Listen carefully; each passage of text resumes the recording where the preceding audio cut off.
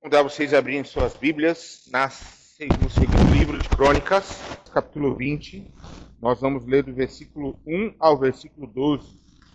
Novamente, depois disso, os filhos de Moabe e os filhos de Amon, com alguns dos meunitas, vieram à peleja contra Josafá. Então vieram alguns que avisaram a Josafá, dizendo: grande multidão vem contra ti, da além do mar e da Síria. Eis que já estão em Azazon Tamar, que é em Zede. Então Josafá teve medo e se pôs a buscar ao Senhor e apregou o jejum em toda o Judá. Judá se congregou para pedir socorro ao Senhor. Também de todas as cidades de Judá veio gente para buscar ao Senhor. Versículo 5. Pôs-se Josafá em pé na congregação de Judá e de Jerusalém, na casa do Senhor, diante do pátio novo. Versículo 6. E disse: Ah, Senhor, Deus de nossos pais, porventura não és tu Deus nos céus? Não és tu que dominas sobre todos os reinos dos povos? Na tua mão está a força e o poder, e não há quem te possa resistir. Versículo 7, vamos todos? Porventura, ó nosso Deus, habitaram nela e nela edificaram um santuário ao teu nome, dizendo: se algum mal nos sobrevier, espada por castigo, peste ou fome, nós nos apresentaremos diante desta casa e diante de ti, pois o teu nome está nesta casa, e clamaremos a ti na nossa angústia, e tu nos ouvirás e livrarás. 10. Agora, pois, eis que os filhos de Amon e de Moabe e os filhos de Seir, as terras não permitiste a Israel invadir, quando vinham da terra do Egito,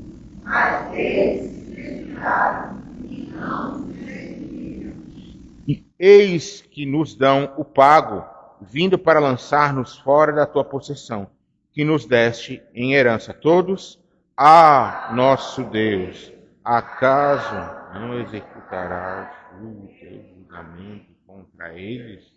Porque em nós não há força para resistir a essa grande multidão que vem contra nós, e não sabemos nós o que fazer, porém os nossos olhos. Aleluia. Senhor, te louvamos mais uma vez pela tua palavra, que é viva, verdadeira, santa, eficaz. Aquela palavra que move os nossos corações, Pai, e que transforma as vidas, Pai. Pedimos mais uma vez nessa manhã, continua falando conosco, agora por meio dessa palavra e por meio do teu Santo Espírito, Pai. Revela-nos o que queres falar aos nossos corações nesse dia. Assim que nós choramos agora, no nome de Jesus. Amém.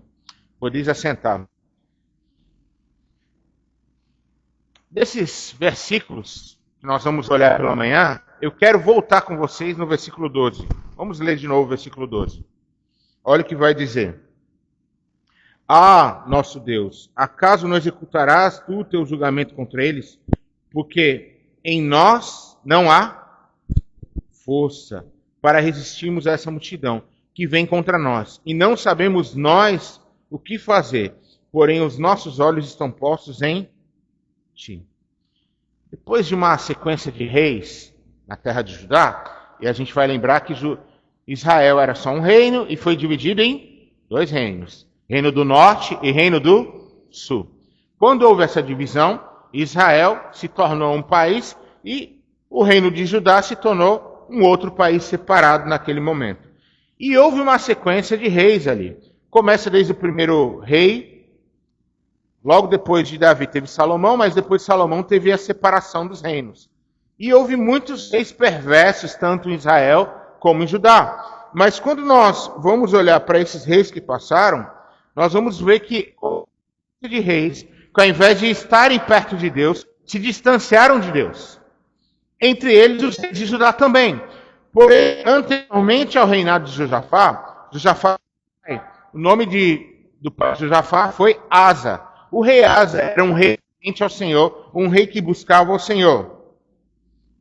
E o Senhor, quando depois da morte de Asa, Deus levanta a Josafá como rei de Israel, novo rei de Judá.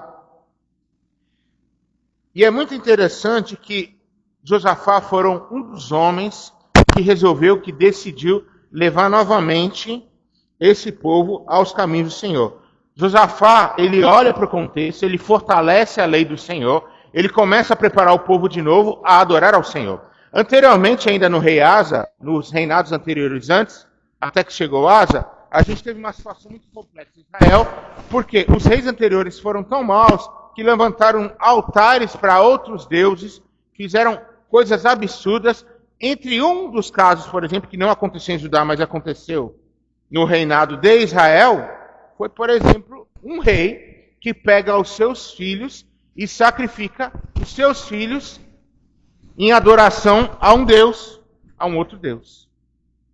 Já imaginou o que é fazer isso? Porque a gente sabe que, biblicamente, quando nós voltamos ao Antigo Testamento, a gente olha para Abraão, por exemplo, em que Abraão fala para ele sacrificar o filho dele, não é isso? Levar Isaac. Mas Deus permitiu com que Isaac fosse morto? Não. Na hora em que Abraão vai oferecer o seu filho Isaac como sacrifício, Deus diz, ok, eu já entendi, não precisa sacrificar, que eu vou dar esse cordeiro. E a gente sabe que isso está apontando não apenas para aquele cordeiro naquele momento, mas para o cordeiro que viria, aquele cordeiro que morreu na cruz por nós. Então nós vamos observar isso. E quando nós vemos esse contexto, nós vemos esse Josafá, um rei preocupado em restabelecer o reinado de Judá. Mas é muito interessante que mesmo sendo um homem que temia ao Senhor, Josafá, ele também tomou decisões erradas. E nós vamos olhar isso hoje. Ele nem sempre fez o caminho todo correto. Ele também pegou alguns atalhos. Ele, por exemplo, se aliou a Acabe, que era o rei de Israel. Acabe era um rei temeroso. Se eu pudesse ver de todos os reis que eu li em 1º e 2º Reis, e agora eu estou finalizando a minha leitura de Crônicas, para mim o pior foi Acabe.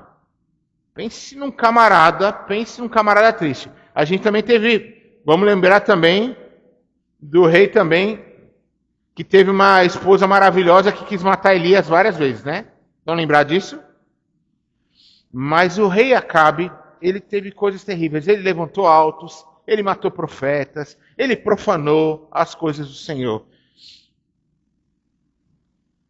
E isso mostra para a gente que até homens espirituais podem cometer erros. Só que cada erro tem o quê? Uma consequência. E Josafá colheu essas consequências. Então chega um momento crítico da história de Judá, onde uma grande multidão se levanta contra Judá.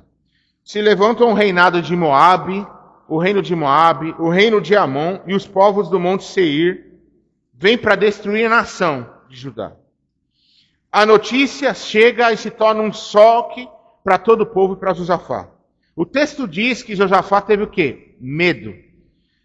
Isso nos ensina algo poderoso. Homens de Deus também sentem medo.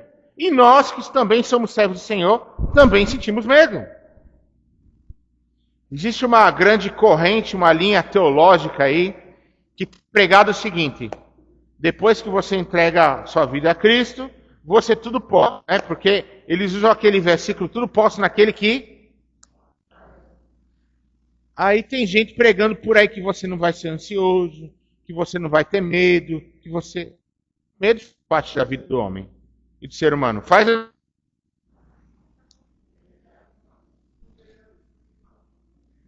Exato, Mateus 14, 27. No mundo tereis aflições. Quer dizer, o sentido, quando nós olhamos, o medo é natural e inerente ao homem. Às vezes a insegurança acontece porque somos humanos. E Josafá teve medo. Só que o mais interessante que nós vamos olhar nessa manhã é que fé não é a ausência do temor. Não é porque eu tenho fé que eu não tenho medo. Não é porque eu tenho fé, talvez, que eu não fique um pouco temeroso. Isso pode acontecer. Mas fé é decidir buscar ao Senhor, mesmo quando o meu coração está assustado. Fé é depender, é acreditar. E quando nós olhamos para a vida de Josafá, e nós continuamos, ainda estamos com o tema Orações que Transformam, e o tema desse sermão que eu coloquei, nós vamos dividir pela manhã e pela noite, é quando não sabemos o que fazer. E é muito interessante que a primeira lição que nós vamos aprender nesse texto é que quando nós não sabemos o que fazer, nós precisamos buscar a Deus. Quando nós não sabemos o que fazer, nós precisamos buscar a Deus. Josafá é repreendido por Jeú, o profeta. Jeú chega na cara de Josafá. Eu acho que basicamente ele não apontou ele na cara. Mas estou imaginando a cena, né? Talvez se ele fosse mais arrochado, né? Mais avexado, eu acho que ele ia chegar e falar, você, né? Mas tinha um respeito, era o rei, né? Mas Jeú chega, confronta a Josafá. E é muito interessante que Josafá poderia dizer, não, ó, vou mandar você, guardas, pegam que é Jeú e manda matar. Mata agora. Mas sabe o que Josafá faz? Ele entende que aquilo é uma palavra do Senhor. Porque quando Jeú confronta Josafá, ele diz, você pecou contra Deus. E qual foi o pecado de Josafá? Josafá fez uma aliança com Acabe sem buscar e sem perguntar se aquilo vinha do Senhor ou não. Deixa eu lhe dizer uma coisa nessa manhã. Cuidado com as suas alianças. Cuidado com quem você caminha. Cuidado com quem você faz negócio. Uma aliança errada pode fazer mal a você. Pode destruir você. Pode complicar a tua situação. Cuidado com o ímpio que você caminha. Cuidado com aquele que está no seu dia a dia. Josafá não pensou em que Acabe estava fazendo. Não pensou no seu reinado. Josafá só pensou assim, ah não, Israel é um povo irmão, né? Nosso povo irmão, nós aqui de Judá. Mas Josafá fez pior ainda. Ele juntou as duas famílias.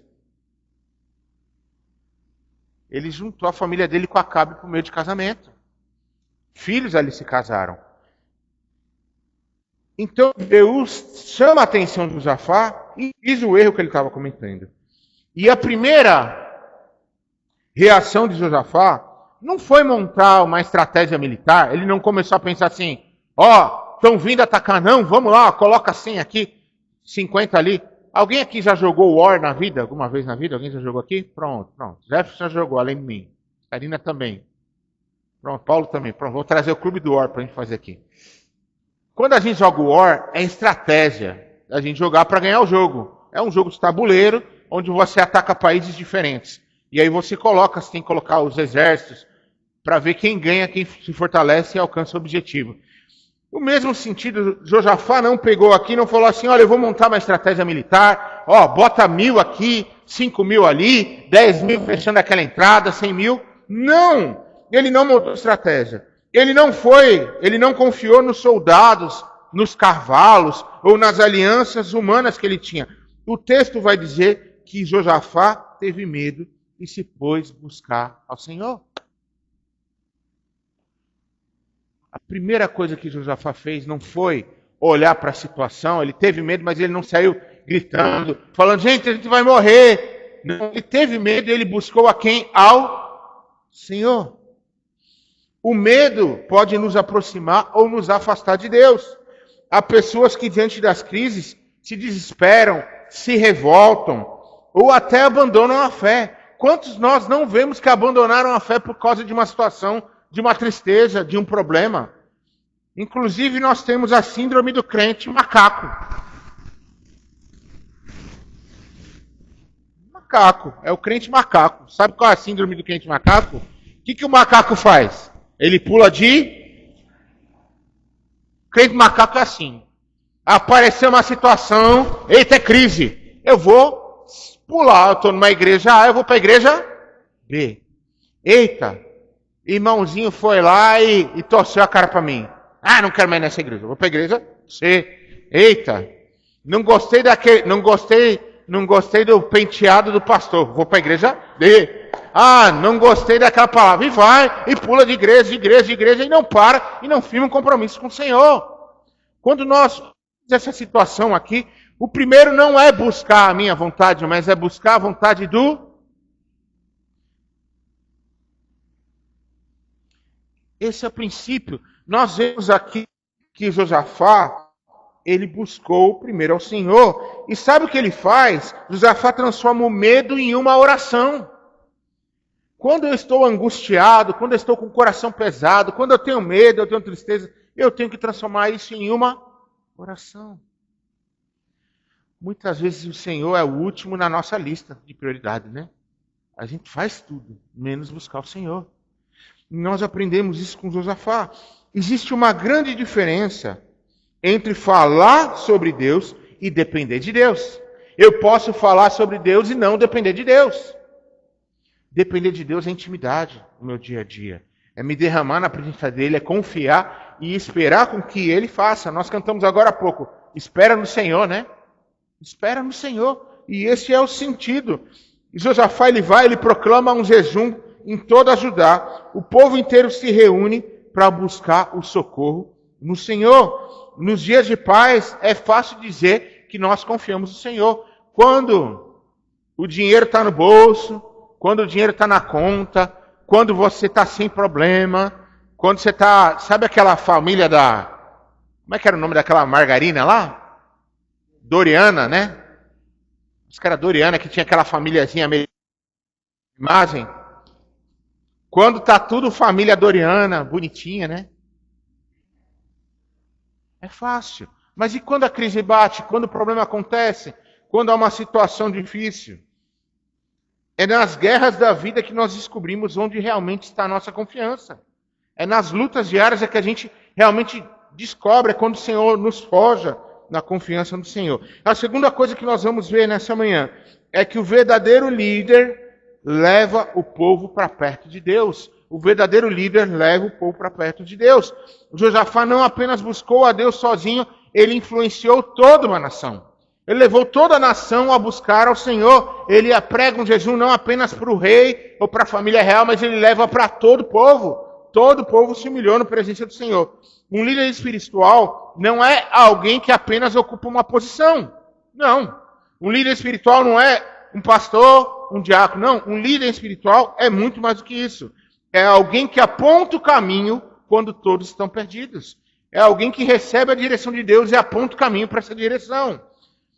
Pais, por exemplo, lideram seus filhos na casa e são líderes espirituais. Pastores lideram igrejas. Líderes influenciam pessoas. Mas a grande pergunta é: para onde estamos conduzindo aqueles que nos seguem? Para onde nós estamos levando aqueles que são influenciados por nós? Josafá reuniu o povo todo no templo, fez aquela grande reunião, e ao invés de espalhar o desespero no meio do povo, o que Josafá fez foi, espalhou a dependência de Deus. Hoje o mundo precisa de homens e mulheres em tempos difíceis. Não alimentem o medo, mas conduzam essas pessoas à presença de Deus. O que as pessoas precisam ver, o mundo precisa ver, é gente que tem uma placa ambulante aqui dizendo, Deus, Deus. Basicamente botar uma camisa aqui, ó, uma camiseta, escreve Deus e bota a setinha. Bota pro lado, bota uma Bíblia do lado, bota alguma coisa, sei lá, vamos... Tive uma ideia, vou fazer um folheto desse negócio, viu? Mas bota uma setinha, ou seja, que nós sinalizemos o caminho para Deus, o caminho até Deus. Quando o povo se une e busca ao Senhor, todo o povo é abençoado. Essa semana eu conversei com um colega pastor, eu estava dizendo para ele uma coisa. O problema do nosso país não é corrupção. O problema do nosso país somos nós. Porque se nós fôssemos uma igreja, e eu falo não só a Igreja Batista Memorial de Belém, mas as igrejas espalhadas no Brasil, se cada uma das igrejas evangélicas, protestantes, realmente tomassem para si esse país e orassem, buscassem e clamassem ao Senhor, já estaria acontecendo avivamento nessa nação. Já estaria acontecendo uma mudança de paradigmas nessa nação. Mas o problema é que a igreja vai se aculturando, vai se acomodando e vai deixando de brilhar a luz de Jesus. E aqui nós vemos isso que estava acontecendo, inclusive, no povo de Israel, no povo de Judá. A terceira coisa que nós vamos ver nessa manhã e última é que antes do milagre, Deus quer nos ensinar a depender dele. O cenário era impossível. Aqui nós não vemos a quantidade de exércitos que vinham sobre Judá. Mas os exércitos eram maiores que Judá, e a gente pode olhar isso até por meio de historiadores que vão falar sobre isso. O exército inimigo era muito maior. Judá não tinha força suficiente para aquela batalha. Humanamente falando, a derrota já estava escrita no livro. Sabe aquela carta impossível? Quando alguém chega para você com um exame médico que diz que você vai morrer daqui um dia, daqui um mês, daqui a anos, ou aquela situação em que você está quebrado financeiramente, e alguém chega para você e diz, pode declarar falência, mas nessas situações é que Deus opera. Porque não tem diagnóstico, não tem falência para Deus.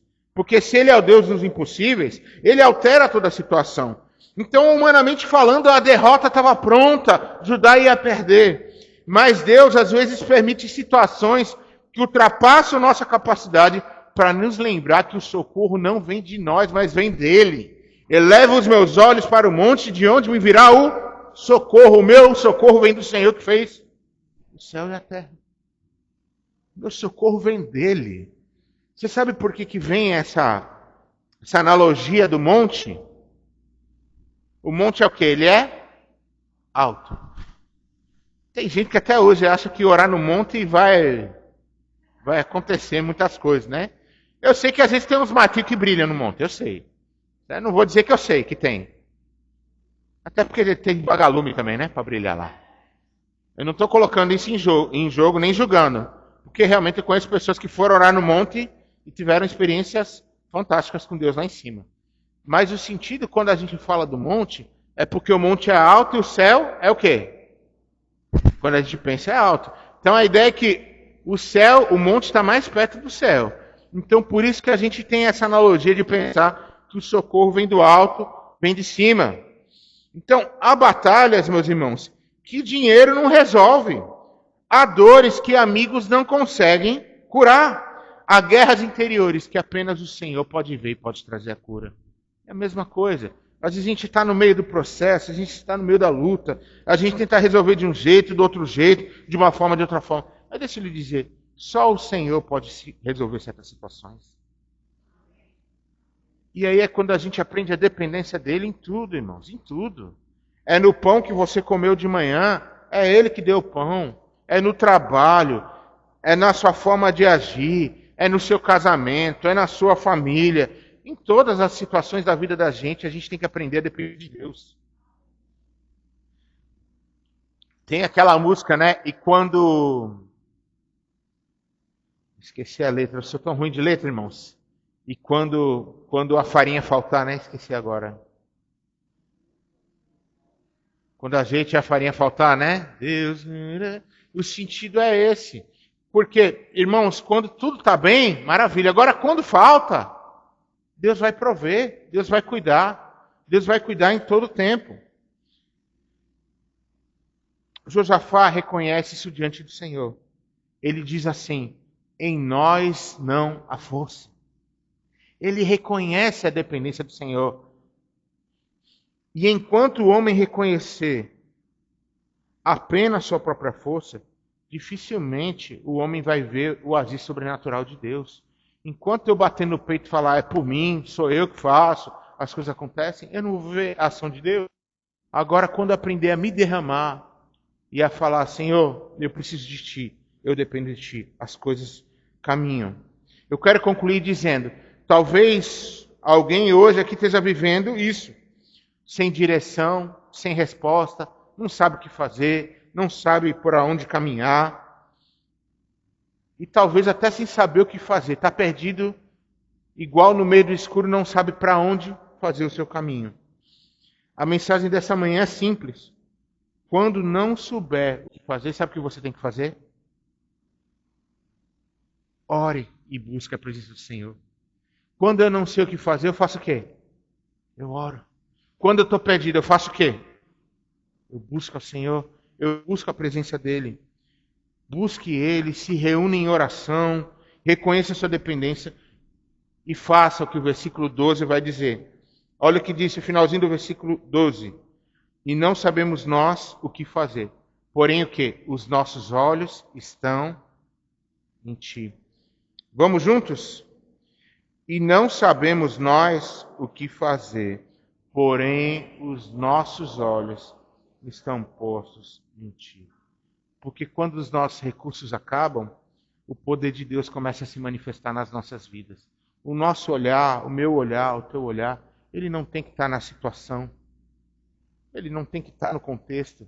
O nosso olhar, o teu olhar, o meu olhar, o seu olhar, ele tem que estar no Senhor. Quando a gente coloca o olhar no Senhor, o resto se torna detalhe. Ontem, Deus falou muito forte no meu coração ontem, uma palavra que me fez ressoar na minha cabeça. Ficou ressoando, repetindo. Hoje eu entendi um princípio ontem com o Senhor. Muitas vezes a gente ora para o Senhor, a gente pede, Senhor, me dá isso, me dá aquilo. Senhor, me ajuda com isso, me ajuda com aquilo. Mas às vezes a gente tem que mudar a oração e falar, Senhor, faz a tua vontade na minha vida, que ela é o melhor. Talvez eu queira 1000 coisas, mas me dá aquilo que eu preciso e aquilo que o Senhor quer me dar. O Senhor sabe o que eu preciso. Me sujeita à tua vontade. Falta pra gente muitas vezes isso, se sujeitar e dizer, faz a tua vontade. Amém? Vamos orar, vamos terminar esse tempo. Eu queria te convidar agora a dizer, Senhor, faz a tua vontade em mim. Faz a tua vontade, Senhor. Faz a tua vontade, Senhor. Os meus olhos estejam em ti, Senhor.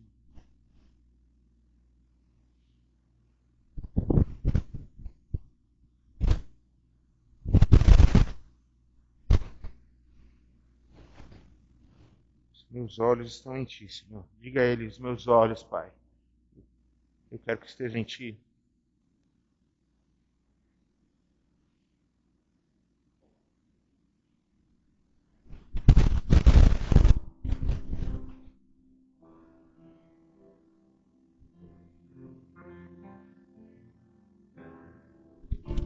Não é minha vontade, mas eu queria ensinar os irmãos.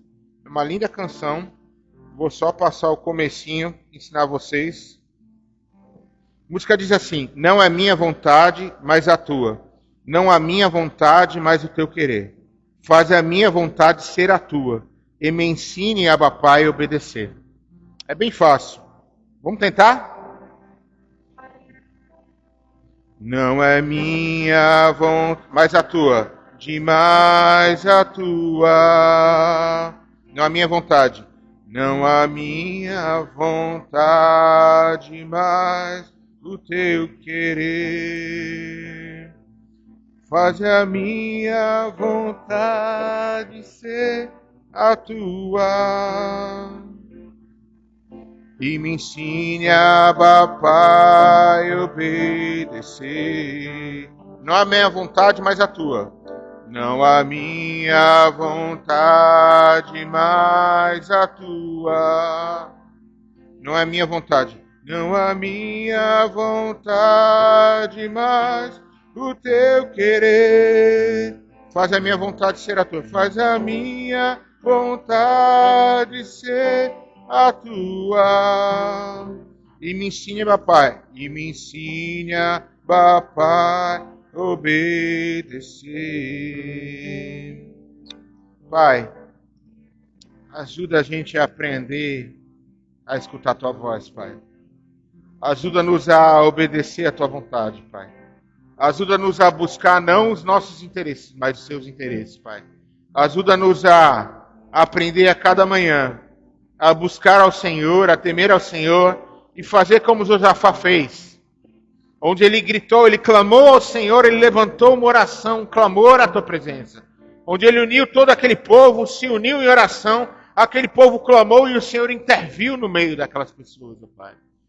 Senhor, ajuda-nos a, como igreja também, a orarmos, clamarmos, buscarmos tua presença, buscarmos tua face, buscarmos a ousadia de entrar diante do Senhor, lhe louvar, lhe exaltar, mas também clamar ao Senhor, Pai. Clamar não pela nossa vontade, mas pela tua vontade sobre o seu povo, Pai. Pela tua vontade sobre a tua igreja, pela tua vontade sobre cada um de nós, Pai. Como pessoas que somos, filhos teus e filhas que somos diante do altar, Pai. Ajuda-nos a vivenciar e a experimentar o melhor do teu reino em nós, ó Pai. Faz a tua vontade, Senhor. Faz a tua vontade, Pai. Faz a tua vontade para essa igreja, Pai. Faz a tua vontade em cada área das nossas vidas. Assim que nós oramos agora nessa manhã, no nome de Jesus, Pai. Amém. Amém. agradecemos por essa manhã, te agradecemos por esse dia, por esse tempo, te louvamos porque é uma alegria estar na tua presença, Pai, estar na tua casa. Exaltamos o teu nome, Pai, e bendizemos ao Senhor, Pai, porque só um Deus é o Senhor, o Criador dos céus e da terra, o princípio e o fim, o alfa e o ômega, aquele que veio, que entregou a vida do seu próprio Filho em favor de nós, Pai. Nós te pedimos agora nessa manhã que o Senhor nos dê um resto de domingo abençoado, nos abençoe agora nas nossas classes de EBD, nos nossos tempos, nos cuida, nos dirige, nos guarda, guarda também nossos irmãos que não puderam chegar nessa manhã, por enfermidade ou por outra situação, que o Senhor os renove e os restaure, Pai. Assim que nós oramos agora, também pedimos por Adam, que vai fazer aniversário agora, nessa semana, que o Senhor o guarde, o renove e conduza nos teus caminhos. Assim que nós choramos agora. Que o amor de nosso Deus Todo-Poderoso, que a graça maravilhosa de nosso Senhor e Salvador Jesus Cristo, que a comunhão e as divinas consolações do Espírito Santo, seja agora e por todo sempre, sobre toda a tua igreja, espalhada pela face da terra.